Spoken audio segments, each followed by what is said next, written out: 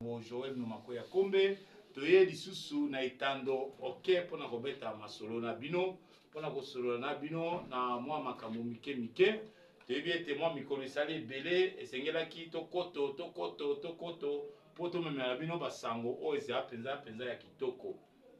Alors pona mokolo mwa lelo bandeko balandi tokobeta na bino masolo maetali la République démocratique du Congo.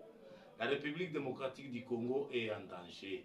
Tokobeta masolo na yango, tokobeta masolo ya mwana mboka gouverneur ya ville ya Kinshasa Daniel Bumba, tokobeta masolo ya mwana mboka Daniel Bumba, tokobeta masolo ya est ya mboka na biso, est ya mboka na biso bisika wapi tokofaire intervenir tokobeta masolo ya VPM ya intérieur pe VPM ya défense, tokosukisa na bandeko ya lituka to ya lisanga CRD, parti politique cher au deuxième vice-président de l'Assemblée nationale, l'honorable Christophe Mbosonko Diampwanga.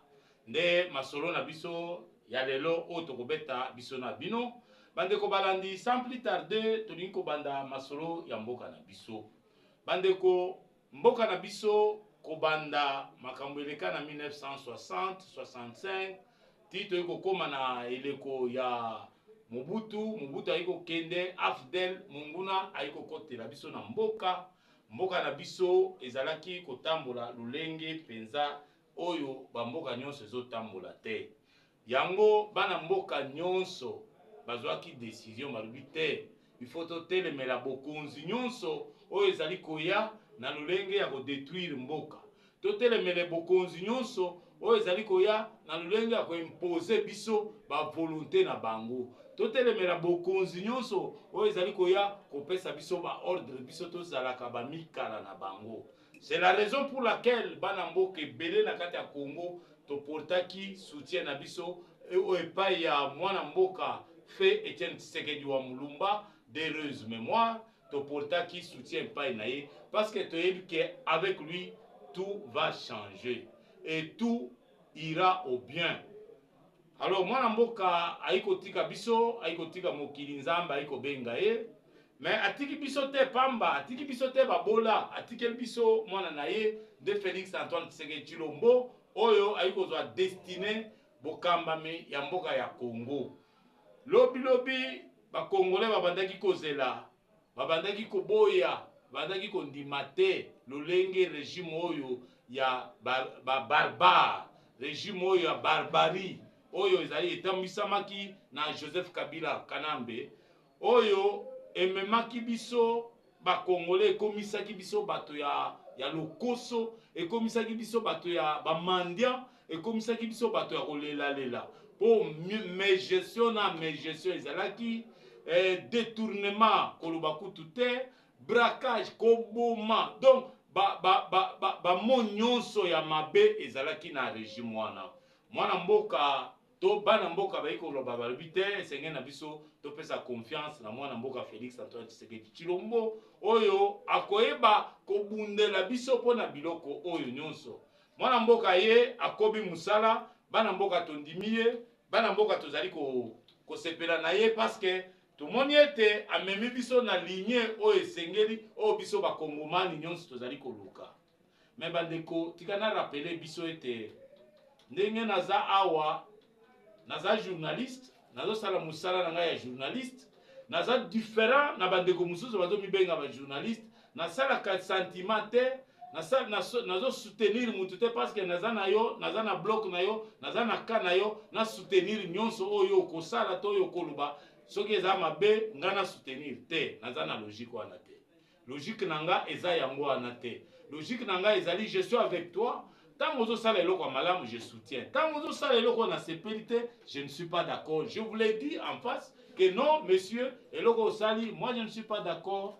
De makambo yo tozali kolela lelo pona moka, pona mwana mboka Félix Antoine Tshisekedi Tshilombo. Mwana mboka Félix Antoine Tshisekedi Tshilombo. Ba Kongomani balingaki te.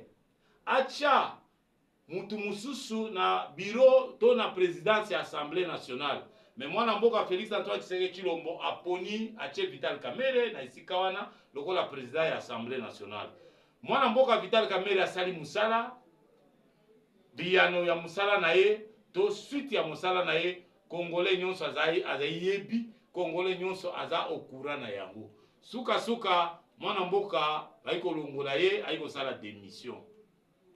Awa sali démission bana mboka bazali kozela ete mokonzi ya mboka apesa bango moto oyo azali kotambola na vision na ye, moto oyo azali kosalela vision na ye. Mais quelle n'a pas été notre surprise? Monsieur le président de la République a décevoir biso na kopesa biso kamere bis na kati Assemblée nationale.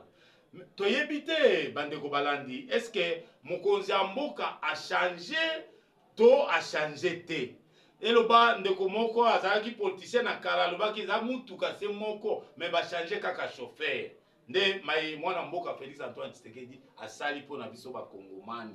Là, je ne suis pas d'accord. Je ne suis pas d'accord. J'assume ma position. Je ne suis pas d'accord. Mwana mboka Félix Antoine Tshisekedi Tshilombo ayoki ba média nyonso ndenge déplorer, ndenge eleli pona comportement ya ndeko ya poni Aimé Boji lokola oyo akozala président ya Assemblée nationale. Ayoki yango. Mais malgré cela, mwana mboka Félix Antoine Tshisekedi Tshilombo mokonzi ya mboka azwi kaka décision ya kotia ye. Bandeko, yango ndete biso ba Congolais to bandaki kozela. Yango ndete biso ba Congolais to bandaki ko luka. Mais tokosala koboni yende kolo décision, yende capitaine ya masuwa azwi décision na ye atie Aimé Boji azala président ya Assemblée nationale.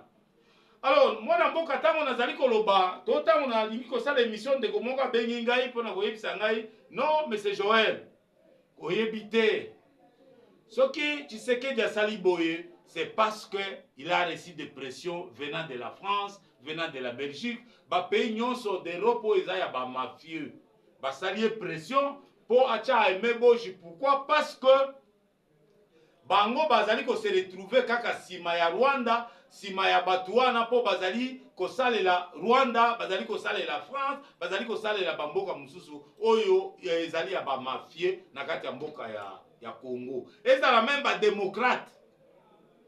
Ngana lobi ça ne peut pas être une raison parce que ceux qui les a bongo ye azali mwana ya Lyon. Fait Etienne Tshisekedi wa Mulumba. Combien de pression azwaka? Pour Kaka a travaillé na Banyangara 4. Aboya a résisté. Il est resté égal à lui-même. Mais hier, à sa yeux bonga. Azana kati à pouvoir. Azana bateau à pouvoir. Azana peuple simanaye. Pourquoi Akoki ko continuer ko céder le lot pression à France? Donc, Eliko Lobaete, Monsieur le Président de la République, Mwanamboka, aza toujours na relation ya kitoko na France. Malgré nous sommes biso vivre, malgré nous sommes biso mona, c'est que moi mboka Félix Antoine Tshisekedi Tshilombo azali toujours en bonne relation na France. Voilà pourquoi les Français ba bengi accueilli. Il n'a pas hésité alors que biso peuple to boyaki, to lingite initiative nyonso ko uta France, mokonzi na biso akende, mais malheureusement mokonzi na biso a décevoir biso lisusu une fois de plus. Mokonzi mboka, c'est nous qui t'avons donné des voix. C'est nous qui t'avons élu. Mais je ne dis pas que vous êtes obligés de nous écouter. Mais ayez un minimum de temps de nous écouter, nous, peuple. Parce que ceux qui biso tozo telema pona likambo et tozo bunda pona yango, ezali pona ko protéger yo, ezali pona ko bundela yo. Mais ceux qui ozo yo ke la bisote, eli koloba ozo ko exposer biso na ba risque. Ozo ko exposer biso na makambo ebele. Vous savez comment vous pouvez vous protéger. Vous savez comment on peut vous protéger. Mais nous, le petit peuple qui vous soutenez là, qui nous protège? Qui va nous protéger? Yango mwana mboka Félix Antoine Tshisekedi Tshilombo, lelo inquiétude ezali na mitema ba Congolais nyonso. Au mwana même plénière oyo ekota kilobi, tango mwana mboka Aimé Boji akoti, même bango ba député bazali na esengo te. Bazali na esengo te. Bango nyonso bazalaki desi. Yango ndete babandaki kozela. Yango ndete. Alors, déception wana ezali ko sala malamu te na mitema ya bato. Déception wana ezali ko bana mboka esengeli na yebisa bino que ba français basali mokonzi mboka pression. Babite toyebi ete lingo cha mboso pour changer constitution. tia aimé boji biso tondimi ochange constitution toyebi ete olingo tia mboso mpona boye tia aimé boji tosala oyo volonté na yo elingi mais à condition ke biso tozala na même mise na Congo. Boyebi bino banso baaméricain pendant tout ce temps, même à l'époque de Mobutu, les Américains ont dit sima ya Mobutu, et ça les républicains batika mboko kala. Ba miyibi ya ba démocrate, nde bazalaka na mafia na bango, nde basalaka mafia na bango. Alors, ces gens-là l'ont fait des pressions. Maintenant, mokonzi mboka a cédé la pression na bango. Yango yokaki mwana mboka zoloba ye za candidat ya mama. Mais ezokamwisa biso. Biso na mboko to vota Maman Denise Ter, biso na mboko to vota Félix Antoine Tshisekedi Tshilombo, to vota Maman Denise Ter. Et donc nikolo na mboko oyo soki mutu azali ko sala malamu te, soki mutu azoko détruire, soki mutu azoko buka mibeko, soki mutu azali ko iba franga ya l'état, soki mutu azali ko gérer malamu te, nde mutu il faut to soutenir yewana. Yewana nde mutu il faut ko soutenir. Non, ezabongo te mokonzi mboka. Malgré tout ce que les journalistes ont rapporté, ont raconté dans les médias. Non. Et salut à l'autre côté, vous avez décidé de prendre les messieurs, malgré tout ce qu'ils viennent dénoncer, avec de preuves à l'appui dans la loi des finances. Preuves à l'appui. Donc vous avez fait semblant de tout ça, de ne rien entendre, de ne rien voir. Alors, est-ce que moi je me demande, est-ce que les gens ont condamné quelqu'un qui a détourné l'argent de la République? Est-ce que mon collègue non, on les condamne parce qu'il avait détourné l'argent de la République? Je ne sais pas. Non, mais on a la réponse. On a la réponse. C'est très dangereux. Et ça pesa mawa. Et ça pesa mawa. Kosala musala na lolenge ya boye. Comme mabiso na modèle oyo. Et ça pesa mawa. Certainement, quand en France a fait si pression. Na ba mafieux mususu ya Europe, ba pesi pression, na ba démocrate, ba pesi pression. Certainement, le président de la République doit avoir appelé Trump pour lui dire, comme Trump c'est son ami, je suis sous pression au Bénin. Et je crois, je suppose, j'imagine que Trump doit l'avoir dit non, pesa bango, ils ont moukou après, ils ont pesa bango, les restes on sait comment on va faire. Mais en attendant, monsieur le président, les gens sont en train d'être sacrifiés, les gens sont en train de mourir, les gens sont en train de subir. Nous ne savons pas quel est votre plan. Mais mokonzi mboka yeba keti ndenge ba français basali oppression, ba réussir, on dimi kozwa mutu na bango. C'est-à-dire que baza na carte. Baza na carte o bango bazo beta. Toza na carte Adam te. Bango soki bazali na carte na bango, yo poza na carte na mutu. Sikoyo problème nde ya pion. Nani azali na avance ya pion? Est-ce que za bango to eza yo? C'est là le problème. C'est là le vrai problème. C'est là le problème se réside. Nani aza na avance ya pion? Est-ce que za yo to eza bango? Soki bango baza na avance ya pion, mokonzi mboka okotika ba Congolais na kolela. Okotika ba Congolais na pasi. Okotika ba Congolais na douleur. Ba Congolais basi ba comprendre que non, nous devons nous lever tous comme un seul homme pour bouter dehors l'ennemi. Talandenge yo komo kajole ba ennemi na biso. Talandenge yo komo pesa opportunité na ba ennemi na biso po ba vendre la biso. L'ambassadeur, l'actuel ambassadeur, comme a dit le confrère Kalonji, l'actuel ambassadeur de la France accrédité au Congo, c'est l'ami personnel d'Anthony Kinzo. Ça c'est Kalonji qui l'a dit. Bandeko. Ce qui est zabongo ndeko Kalonji a lobby. Et la siete kopwane et outi nanzela ya directeur de cabinet. Malheur yambo ces années. Malheur yambo ces années na kati entourage na bango mutu akolobela mboso zate. Parce que d'après les informations à ma possession, tant que mokonzi mboka ye na Assemblée nationale na rentrée judiciaire moko boye kaka ya mikolo ya sanzo utkoleka. Ya sanzo tozana yango kutu utkoleka te. Mwana mboka avandisi bango premier vice-président ya Sénat témoin. Premier vice-président ya Assemblée témoin. Ministre Guy Luando témoin. Quoi ça? Le conseiller Eberand témoin. Samalukonde président Sénat témoin. Aïmsi bango d'après les informations que Chouanaye et Zamboso. Mais ni ne changer le Mwamboso et comme Aimé Bouji. C'est là le problème. Il y a un Roche. Il y a un problème. mokonzi ya mboka, il semblerait même que mokonzi ya mboka abimisa apesaki ordre bapesa fond bapesa mbongo bazwi mbongo wana mokonzi ya mboka apesaki ndenge toyoki mbongo elimwe mbongo elimwe. Alors lokola mbongo elimwe, qu'est-ce qu'il faut? Il faut kosuluka mutu oyo akoki kopesa biso mbongo po ete to longola mokonzi ya mboka makanisi to bare to loba te le candidat idéal c'est tel. Mais malheureusement il s'est fait que na batwana nyonso mutako kolobela cause ya mbosa zate, même son propre frère Eberand du Grand Mandundu dans le coup, et ça sonne, et ça biloko sonne entre vous, vous vous entretuez. Bozo boma na bino. Comme les miens là-bas, d'accord, je serai heureux. On ne vous demande pas votre poste. On ne vous demande pas votre argent. On ne vous demande pas quoi que ce soit. On demande seulement votre soutien, votre confiance. Mais ce n'est pas ce que vous avez fait. Alors, Banamboka, yango tozali koloba tango nyonso ete ezali makambo oyo ezali kopesa esengo te oyo mokonzi ya mboka sali mpo na mboka na biso. Makambo ezali kopesa esengo te ata muke. Mokonzi ya mboka lelo aza na France. Makambo nyonso ezosalama na France. Ndenge France asa réussir koimpose yo candidat na ye. Asa réussir ko convaincre yo ondimi, Olandi, otie mutu na bango. Le reste c'est la France qui va gérer. Mais carte ya France sima na yango, carte ya France eza nini? Carte ya ba mafia wana ya Europe eza nini? Carte ya ba démocrate eza nini? C'est là où biso ba Congolais to komi na kobanga. C'est là où biso ba Congolais to komi na peur. Takoloba non. Mokonzi ya mboka azo mema biso na bisika ya pasi. Yango tolobi na titre na biso ete la RDC est en danger. Nous sommes en danger parce que voix oyo zui ya koyokela banguna na biso. Bato oyo peuple congolais sa telemeli. Bato peuple congolais alobi nyet. Yo bandi koyokela bango, obandi kosala kolinga na bango. C'est fini. C'est fini.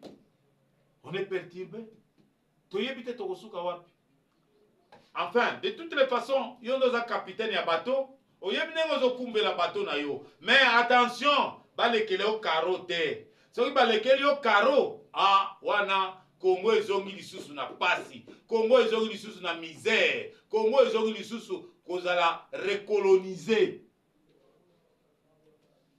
Alors, bandeko lokola tolobi tozolobela Congo, tika tobeta lisolo ya est ya mboka na biso. Toyebi biso banso ete ezala FARDC, ezala wazalendo na est ya mboka bazali kosala musala kitoko. Surtout mikolo nyonso eleki, musala ezali kosala mikitoko, bazali ko évoluer très bien. Bazali kosala musala kitoko. C'est là où j'interpelle les VPM de l'intérieur et de la défense. Ndeko Chabani na ndeko Guy Kabombo. Tango FARDC wazalendo bazali ko récupérer ba entité to ba territoire to ba secteur to ba village oyo ezalaki na maboko ya banguna, mais la moindre des choses à faire ezali ko remplacer ba village wana ko tcha ba élément de la police, ba élément de l'armée pour na ko sécuriser ba territoire, ba village, ba entité oza récupérer. Ce qui bozo sala yango te, wana encore bozo créer un précédent. Un précédent. Parce que il faut ba territoire wana ba kozala sécuriser, botindi ba policier, botindi ba militaire pour na ko sécuriser yango, pour na libéra na libéra. Sinon comme ya ping pong, bo récupérer bazui bo récupérer parce que bato ba ko assurer sécurité na ba entité wana bo récupérer bazate. C'est pourquoi nous voulons, monsieur le VPM de l'intérieur et de la défense, que vous puissiez rapidement y travailler pour voir comment vous pouvez sécuriser les entités récupérées par les Wazalendo et les FARDC. Si vous ne faites pas ça, ça sera un travail bâclé, un travail inutile. Batomi bomizo to bami pesi ba récupérer mais boutique yango vide, mabe makasi. Mabe makasi. Il faut faire en sorte que ba entité wana nyonso ezala sécurisé. Et ba kotambola na se ya mibeko ya bakonzi ya mboka ya mampinga na biso ya bapulishi na biso. Wana nde ekozala penza kitoko malamu mpo na biso banso. Ekozala penza maye oyo congolais azozela po ete tozwa yango libela na libela buzoba wana esila une fois pour toutes tobeta lisolo tolamuki tolobi ete oui c'est fini guerre ya est esili c'est fini bitumba wana eza lisusu te Goma Bukavu bantité nyonso Bunagana récupérer yango nde tozozela yango nde tozozela epai na bino. Ne dormez pas sous vos oreillers papa botelema bolamuka penza. Alors bana mboka toyebi ete eza na cercle eza tout autour ya mokonzi ya mboka. Cercle wana eza malamu te. Cercle wana eza tout autour ya mokonzi ya mboka eza malamu te ata muke. Bazali kosalisa mokonzi ya mboka te po azwa ba bonne décision. Déjà commence à voir les têtes des gens. Cette tête ne me plaît pas. Celle-là ne me plaît pas. Non, on ne veut pas de cette tête-là. Combattons la tête-là. C'est ce qu'ils ont fait en Mbosso. Babundisie parce que Mbosso ne leur plaît pas. Pourquoi? Parce que les Français, na ba mafia, non, Mbosso va nous rendre la tâche dire. Kocha Mbosso te Mbosso ko telemela biso, Mbosso ko bundisa biso, tika Mbosso ko sala ka philosophie ya Tshisekedi. Mbosso te. Et ce cercle-là, basali tout, va accomplir mission na bango. Très bien. Mais après lobby, tout na bino. Comment sera demain? Demain, vous allez nini? Demain, et vous allez nini? Voilà les problèmes qu'on a dans ce pays. On a un problème très sérieux. C'est là où je me dis, nous avons un problème, les Congolais ont un problème de cerveau. Est-ce que notre cerveau vraiment fonctionne? Hein? Est-ce que notre cerveau fonctionne pour aider la République à décoller? Makambu nyonso pour décoller, c'est tout un problème. Ezakaka franga.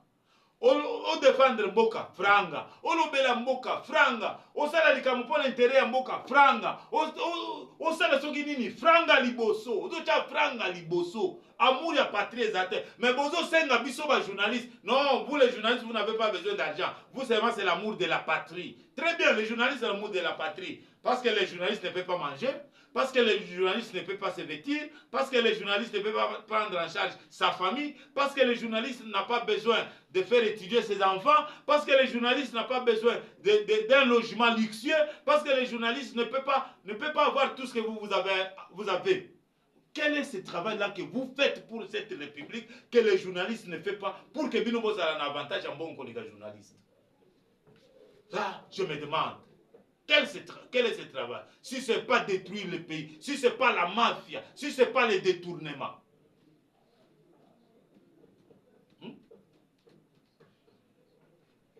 Bozoko détourner mbongo ya Congo.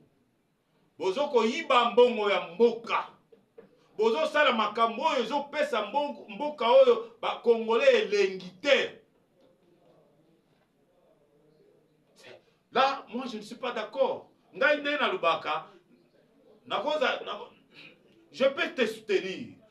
Je peux être Nangambu Nayo, comme tu le veux. Mais lorsque vous commettez une erreur, je ne me tairai pas.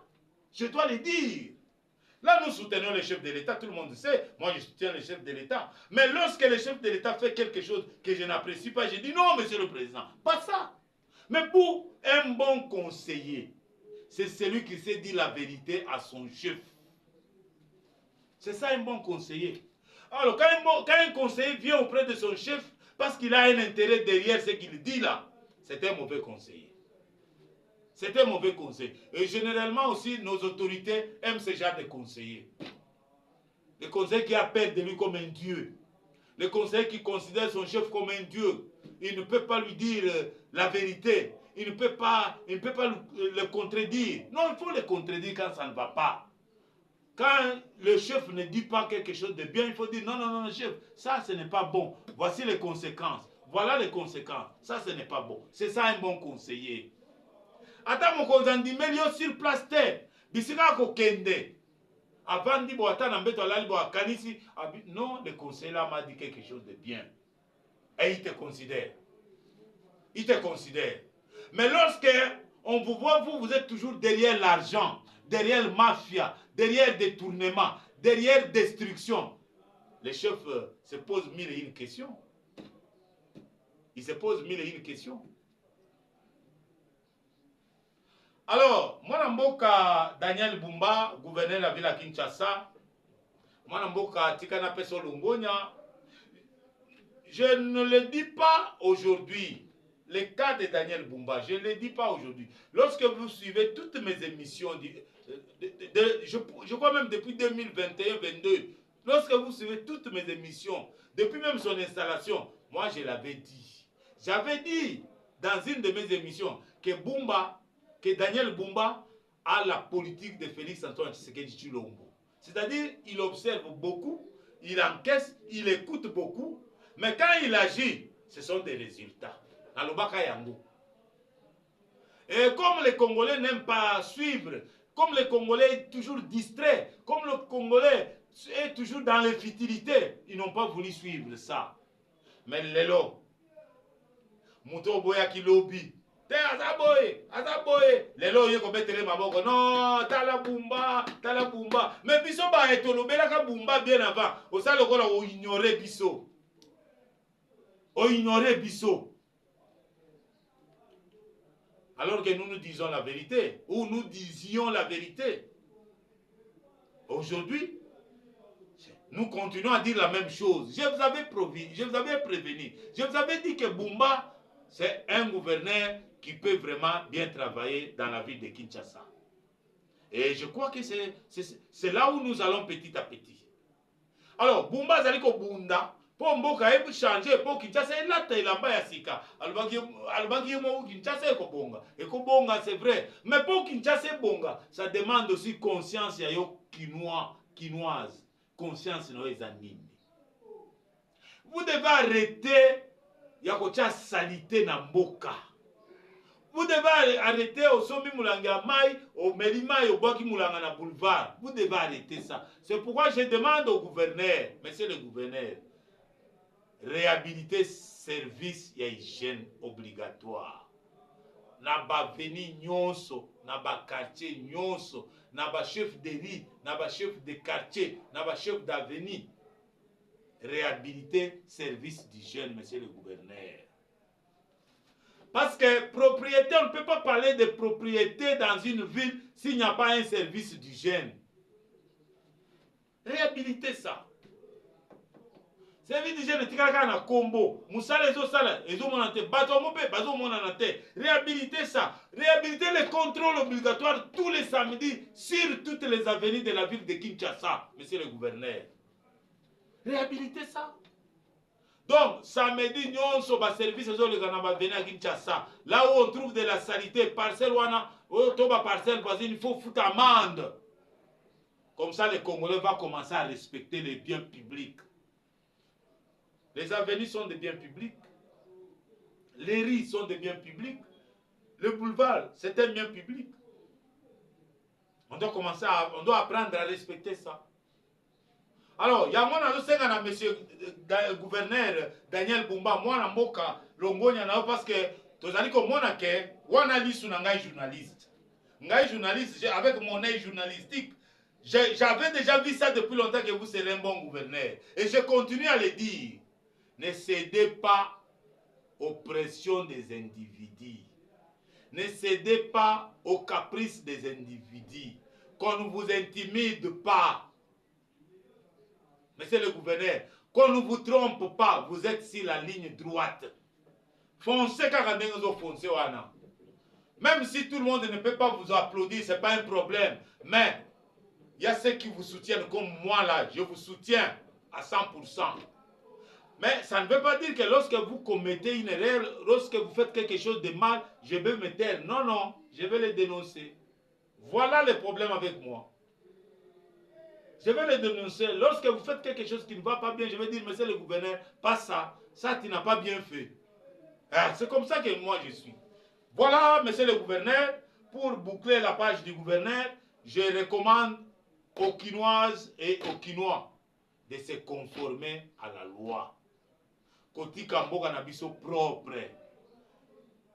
éviter de chasser, de boire, de chasser dans les boulevards, dans les avenues. Ça, c'est là, les poubelles. Au melima, les poubelles, les athées dans les là, même si na poubelle en daku na yo, boire na poubelle en daku na yo. C'est plus simple.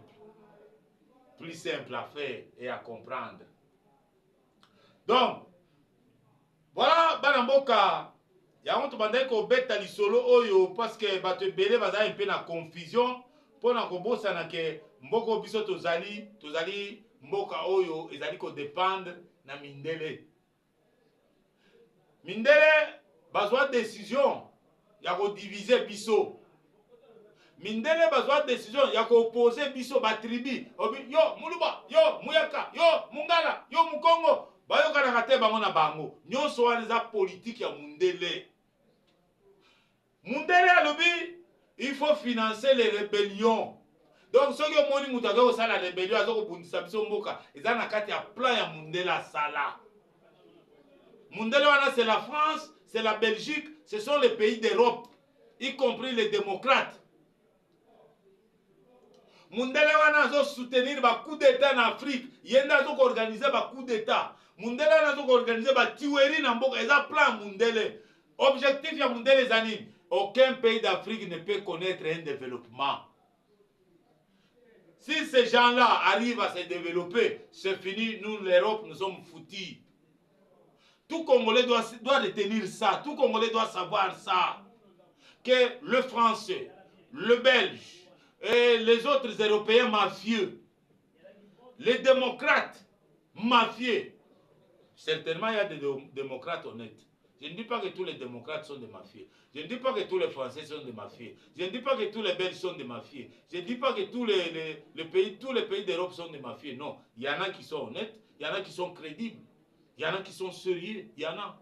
Mais là, je m'adresse aux mafieux, aux bandits, à ceux qui mentent, à ceux qui viennent détruire les pays d'Afrique, qui occasionnent des coups d'État en Afrique, qui créent la division entre les Africains. Il ne faut pas que les Africains s'entendent. Ils sont descendus même au niveau des tribus. Telle tribu, telle tribu, telle autre tribu ne peuvent pas s'entendre. Il faut créer une fissure, une division entre les deux. C'est ce mafieux-là que je m'adresse. Je m'adresse à ces mafieux-là.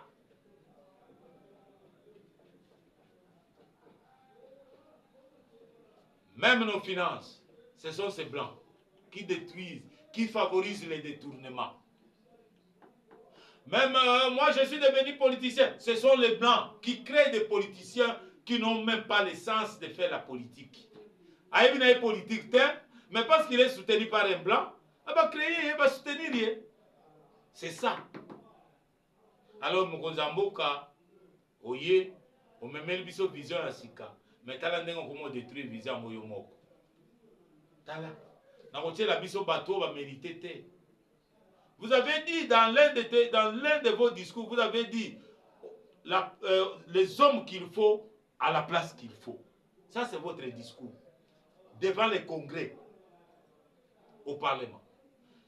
L'homme qu'il faut à la place qu'il faut. Mais lorsque vous mettez tous ces gens-là, lorsque vous prenez tous les gens que vous avez mis là, vous pensez qu'ils sont à la place qu'il fallait? Ils méritent ces places-là? À vous de voir. Moi, j'ai fait mon travail de journaliste, de dire ce qu'il faut dire, d'annoncer la vérité comme je le fais là, d'informer l'opinion, c'est ça mon travail. J'ai informé. J'ai dit que le président est sous pression de la France, des mafieux de l'Europe, des démocrates. Je le dis. Je l'ai dit.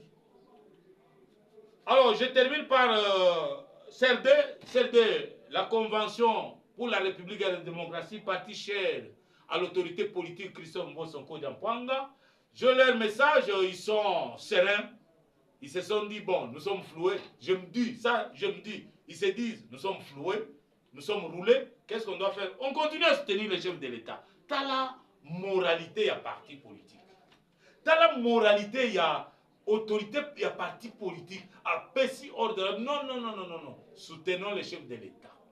Nous travaillons avec les chefs de l'État. Voilà l'homme qu'il faut. Monsieur le Président, même si vous pouvez tout faire, vous pouvez tout entendre, tout écouter, mais cet homme Cet homme, il a fait un grand travail pour vous. Et il continue à le faire. Il n'est pas fatigué. Malgré toutes les déceptions, il ne baisse pas la main. Généralement, chez nous, chez les Noirs, chez nous les Noirs, les Africains, ceux qui nous ont bêté l'homme beaucoup, ceux qui nous ont soutenu l'homme, qui paraît ailleurs, qui peut être, lui, il est de mon côté, il ne me fera rien. Non, non, ça c'est une mauvaise politique. Parce que la personne là aura besoin de se nourrir, aura besoin de faire, aura besoin aussi du plaisir. Mais vous dites, non, non, il y a non, c'est pas ça, monsieur le président. C'est pas comme ça. Ça ne se passe pas comme ça. Au contraire, il faut nourrir, il faut soutenir à 100% ceux qui sont avec vous, ceux qui vous soutiennent. Parce que si ces gens-là vous tournent le dos, mais ça sera terrible. Ça sera terrible. Même ceux qui semblaient, qui étaient hésitants, qui pensaient qu'on peut vous soutenir, vu ça, par rapport à ce vieux-là, par rapport à ces messieurs-là, par rapport à ces journalistes-là, non, je crois que je vais soutenir monsieur le président. Mais lorsqu'ils entendent de la bouche de ces gens-là que vous ne les soutenez pas, ils vont se décourager. Moutango tolinto landa to soutenir. Bato okuti baza pembeni na ye azosala bango eloko te, azokipe bango te. Non, mais biso okipe biso ndenge. C'est ça le mal. C'est ça le mal. C'est ça le mal. Comment vous kotala kaka ngambu moko, otala kaka ngambu moko, Sud Kivu, Nord Kivu, Sud Kivu. Non, tu que maman a muta Sud Kivu, c'est vrai.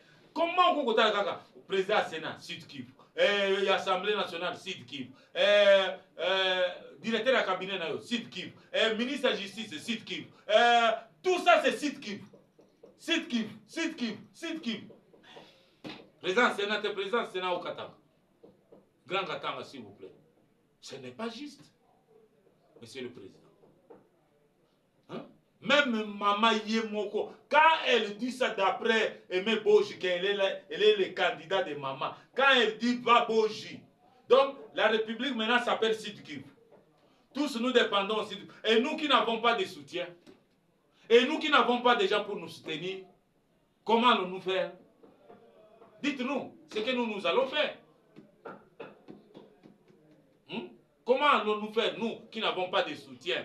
Nous sommes là, on n'a pas de parasoleil, on n'a pas de parapluie. Personne ne peut nous soutenir, personne ne peut nous venir en aide. Comment nous allons faire? Voilà pourquoi je dis, nous allons continuer notre lutte dans les médias, comme nous le faisons là. Vous faites bien, je vous applaudis. Vous faites mal, je refuse. Je dis non, non, pas ça. C'est comme ça qu'il faut faire. Donc, c'est un travail, les résultats qu'on a aujourd'hui, c'est un travail de longue haleine. Tout le monde a mouillé les maillots. Tout le monde a fait un travail de qualité. D'ailleurs, ceux-là même que vous avez reconnus, que vous reconnaissez, que vous donnez des fonctions, des pouvoirs, des occasions, des opportunités, n'ont pas mouillé les maillots. Certains se proclamaient des futurs présidents en France, en Belgique, par-ci, par-là. Et c'est la même personne. Rien n'a changé. Merci beaucoup. Balandi émission na biso, tokomi na suka émission na biso, tokutani na numéro mususu ya sika. Otikala malamu. Tomonani très prochainement. Merci beaucoup.